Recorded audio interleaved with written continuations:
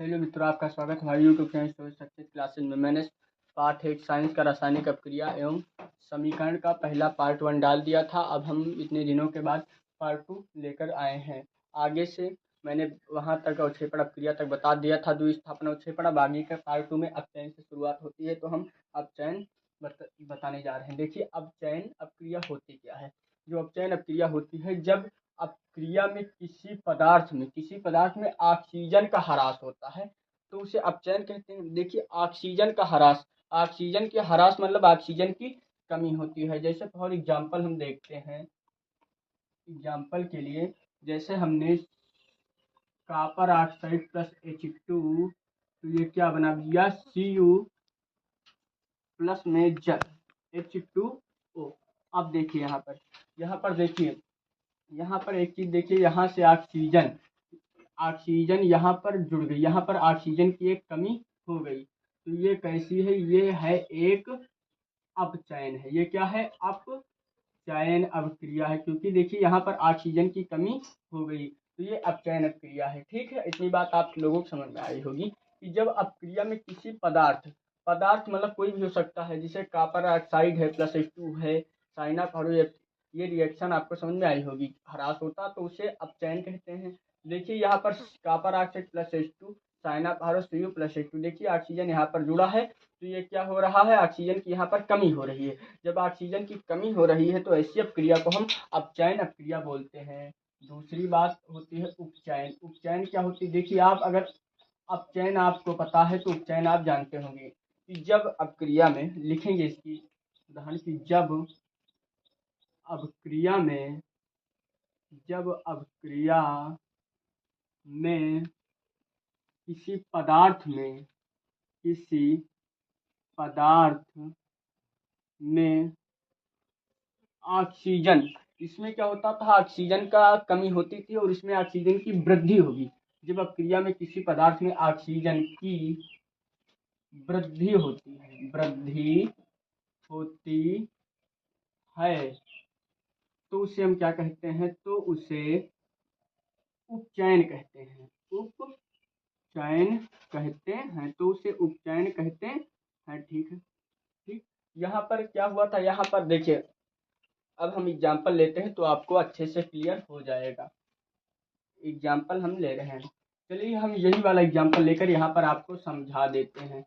Plus H2 साइनाफारो Cu plus H2O।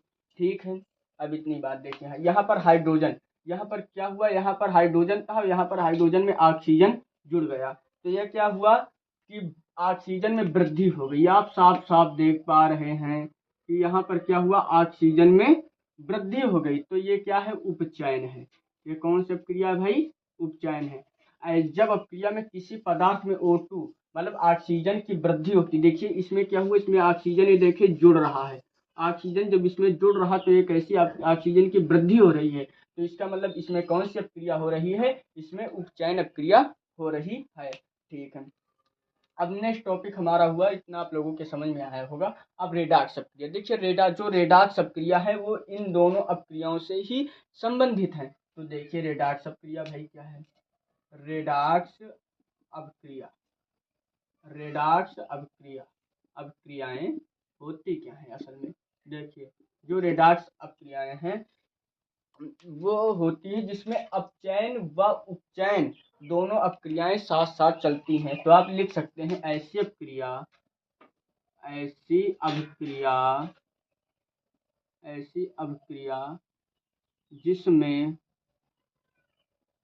जिसमें अपचयन व उपचयन अभिक्रियाएं साथ साथ चलती हैं। उपचयन अभिक्रियाएं साथ साथ चलती हैं, उपचयन अभिक्रियाएं साथ साथ चलती हैं। ठीक, उसे हम क्या कहते हैं, रेडॉक्स अपक्रिया। देखिए इसमें क्या क्या होता है कि इसमें अपचयन उपचयन दोनों अपक्रिया साथ में चलेंगी, तो उन्हें हम क्या कहेंगे, रेडॉक्स अपक्रिया। जैसे फॉर एग्जाम्पल के लिए हम लोग समझ रहे हैं यही हम लेते हैं, जैसे कॉपर ऑक्साइड में प्लस H2। अभी मैं इसी में आपको दिखाऊंगा कि इसी में अपचयन हो रहा है, उपचयन हो रहा है, आप समझ गए होंगे। Cu और प्लस H2O, बहुत सारे उदाहरण, लेकिन ये NCERT में दिया हुआ है बुक में, तभी हम बता रहे हैं। अब देखिए इसमें क्या हुआ, इसमें पहली बात तो ऑक्सीजन की कमी हो रही है। तो ये कौन सी है, आप देखिए, जब किसी में ऑक्सीजन का ह्रास हो या ऑक्सीजन की कमी हो तो ये अपचयन हो रहा है। क्या हो रहा है भैया, अपचयन हो रहा है। अब देखिए इसमें क्या हुआ, हो रहा है ऑक्सीजन की वृद्धि हो रही है। जब ऑक्सीजन की वृद्धि हो रही तो यह कौन सी क्रिया भैया, उपचयन। ये आपके रेडॉक्स क्रिया का उदाहरण है। आई होप कि आपको समझ में आएगा। एक बार फिर से रिवाइज हम करा दे रहे हैं कि अपचयन ये दरअसल होती क्या है। थोड़ा सा टॉपिक है ये, एग्जाम के दृष्टि से बहुत ही इंपॉर्टेंट है, एक नंबर में पूछ लेता। अपचयन क्या है, देखिए, जब अपक्रिया रिएक्शन आपके आगे लिखी हुई है, किसी पदार्थ में ऑक्सीजन का ह्रास होता है। जब ऑक्सीजन का ह्रास होगा, हाइड्रोजन की वृद्धि होगी, ठीक। तो ऑक्सीजन का ह्रास होता है। ह्रास बोले तो ऑक्सीजन की ह्रास का देखिए शाब्दिक अर्थ है कमी। ऑक्सीजन की क्या होती है, कमी। जब ऑक्सीजन का ह्रास होता है, कमी होती है, तो उसे अपचयन कहते हैं। जैसे मैंने यहाँ पर मिट गया copper oxide H2 plus Cu plus H2O लिखा, ठीक है। तो यहाँ पर क्या हो रहा है, यहाँ पर ऑक्सीजन की देखिए यहाँ पर कमी हो रही है, यहाँ पर जुड़ रहा, ठीक। तो ऑक्सीजन की यहाँ पर कमी हो रही, तो ये कौन सी हो गई, ये हो गया अपचयन। इतनी बात आप लोगों की समझ आई होगी। अब उपचयन, जब अपक्रिया में किसी पदार्थ में ऑक्सीजन की वृद्धि होती है, वृद्धि मतलब जुड़ता है ऑक्सीजन, ठीक है, तो उसे उपचयन कहते हैं। जैसे देखिए यहाँ पर क्या हुआ, ऑक्सीजन H2 था, यहाँ पर H2O, यहाँ से हटकर यहाँ पर H2O आ गया, तो इसमें क्या हुआ, इसमें ऑक्सीजन जुड़ रहा है, तो ये कैसी रिएक्शन होगी भाई, ये तो उपचयन रिएक्शन हो गई। अब तीसरी रेडॉक्स, मैंने रेडॉक्स बताई, तो रेडॉक्स एक ऐसी अपक्रियाएं हैं जो अपचयन और उपचयन दोनों क्रियाएं साथ साथ चलती हैं। देखिए मैंने लिखा भी है, ऐसी अपक्रिया जिसमें अपचयन व उपचयन क्रिया साथ साथ चलती हैं, रेडॉक्स अपक्रिया है। एग्जाम्पल के लिए मैंने यही एग्जाम्पल लिया, आप एक और एग्जाम्पल चाहें तो लिख दें, लेकिन आप बुक से देख लीजिएगा, समझाने के लिए हम लिखे एक एग्जाम्पल लिए हैं। Copper oxide plus hydrogen sign up, ठीक है, मैंने लिखा। तो इसमें क्या हुआ, इसमें देखिए ऑक्सीजन की वृद्धि हो रही है और इसमें ऑक्सीजन की कमी हो रही है। अगर ऑक्सीजन की कमी हो रही है तो अपचयन, अगर ऑक्सीजन की वृद्धि हो रही है तो उपचयन। आई होप कि आपको इतनी बात क्लियर हो गई होगी। अब हम बढ़ते हैं नेक्स्ट टॉपिक पर, ठीक। अगर आपको कुछ समझ में नहीं आ रहा, दिक्कत हो रही, तो आप कमेंट बॉक्स में ज़रूर लिखिए कि इस जगह पर हमें समझ में नहीं आया, तो हम अगले वीडियो से ध्यान रखेंगे कि आपको और अच्छा समझाने का प्रयत्न करेंगे। व्यवस्था थोड़ी जर्जर है, अच्छा सब्सक्राइबर बढ़ जाए तभी अच्छा होगा। अब देखिए आगे आगे आगे हमारा टॉपिक है संक्षारण। भाई संक्षारण क्या होता है, नेक्स्ट टॉपिक क्या है, संक्षारण ये है क्या, ये क्या है संक्षारण, कहाँ से आया संक्षारण। देखिए संक्षारण ये भाई क्या है, ये कहाँ से आया। संक्षारण मतलब होता है जैसे लोहा हो, आपने देखा होगा तो उसमें जंग लग जाती है, तो वही क्या है, संक्षारण है। तो इसकी डिफिनेशन क्या लिखेंगे हम, परिभाषा, जब कोई धातु लिखेंगे, लोहा एक धातु है, आयरन। जब कोई धातु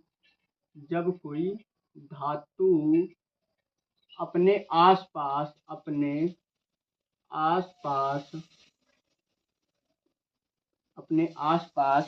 अम्ल,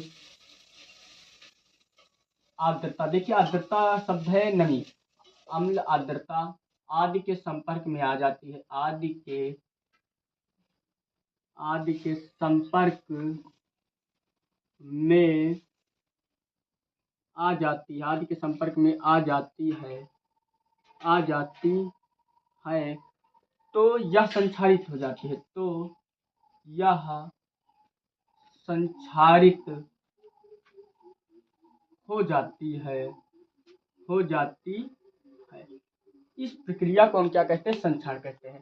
देखिए समझिए, जब कोई धातु अपने आसपास, धातु होगी आसपास, अम्ल अम्ल आप जानते हैं जो खट्टे होते हैं, अम्ल आर्द्रता नमी आदि के संपर्क में, लोहा देखिए जब नमी पानी रहती है तो उसके ऊपर परत चढ़ने लगती है, आदि के संपर्क, जब उसके संपर्क में आ जाता है तो यह संक्षारित हो जाता है, ठीक। तो इसके लिए हम बता रहे हैं एग्जाम्पल के लिए, जैसे संक्षारण को रोकने के उपाय हम बता रहे हैं। देखिए संक्षारण को रोकने के उपाय, नंबर 1 आप तो ये कर सकते हैं कि पेंट लगा सकते हैं। अगर कोई लोहा है उसमें संक्षारण हो रहा है तो आप उसमें मतलब पेंट कर सकते हैं या कलई कर सकते हैं। लोहे में पेंट करना पहली चीज, तो इससे आप संक्षारण से रोक सकते हैं। लोहे में पेंट करके संक्षारण से रोका जा सकता है, संक्षारण से रोका जा सकता है। ठीक, दूसरा एग्जाम्पल देखिए, दूसरा एग्जाम्पल आप समझिए ध्यान से।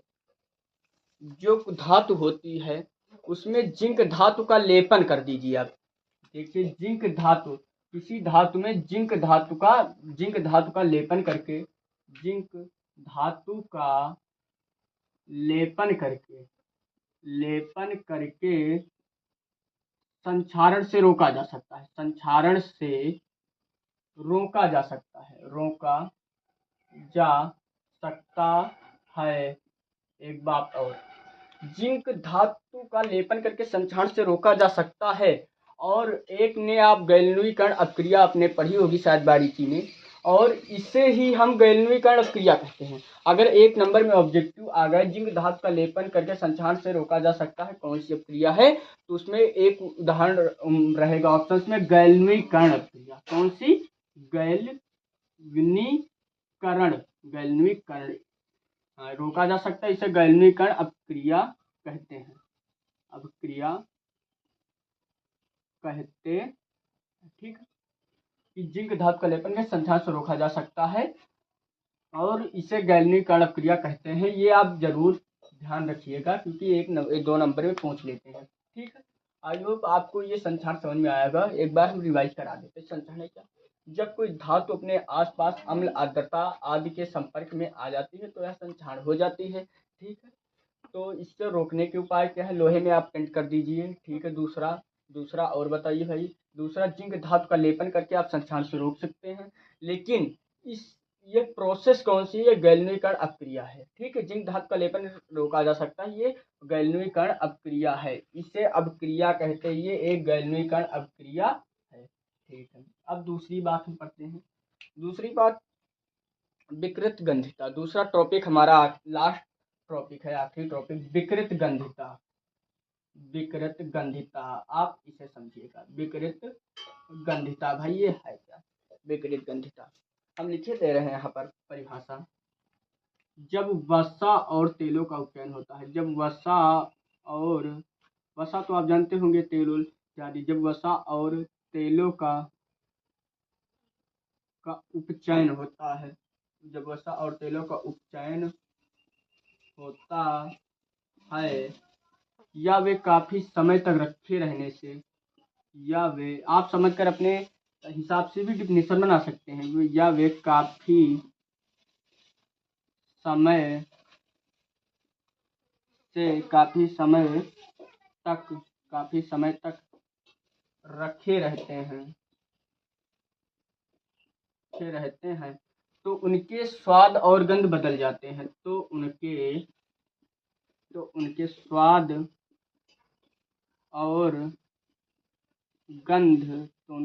और गंध बदल जाते हैं, तो उसे हम विकृत गंधिता कहते हैं। ठीक है, विकृत गंधिता, जब वसा और तेलों का उपचयन होता है या वे काफी समय तक मतलब लंबे समय तक ठीक रखे रहते हैं तो उनके स्वाद और गंध बदल जाते हैं। जैसे अब विकृत गंधिता है क्या, हम इसके उदाहरण कुछ बता रहे हैं। फॉर एग्जाम्पल के लिए, आपने चिप्स खाया होगा तो चिप्स में क्या रहता है? चिप्स के अंदर नाइट्रोजन गैस भरी रहती है। इसलिए अगर आप दुकान पर जाएं, अगर आपको चिप्स खरीदनी है तो उसमें जिसमें नाइट्रोजन गैस भरी रहे वही चिप्स खरीदिए, क्योंकि वो सेहत के लिए लाभदायक है। अगर वो पचकी हुई है, नाइट्रोजन गैस उसमें नहीं है, सक्रिय गैस, तो आप वो चिप्स बिल्कुल नहीं खरीदेंगे। ठीक है, पहली चीज ये आप ध्यान रखना। दूसरी बात, वायुरोधी मतलब किसी को तैलीय वसा चीजों को खुले में रखना चाहिए। तैलीय, नंबर 1 लिख सकते हैं, वसा चीजों को वायुरोधी बर्तनों में रखना चाहिए। वायुरोधी बर्तनों में रखना चाहिए। ठीक, दूसरा एग्जाम्पल, ठीक है, चिप्स, जो चिप्स आती है इसमें नाइट्रोजन गैस भरनी चाहिए, ये आप लिख लेंगे। ठीक है, आई होप कि आपको ये इतना समझ में आया होगा। अब पहला पार्ट मैंने समाप्त कर दिया है। अब किसी दिन से हम दूसरा पार्ट, आप कमेंट कर दीजिएगा, हम अम्ल क्षार एवं लवण दूसरा पार्ट लेकर आएंगे। ठीक है, चल रहे हैं।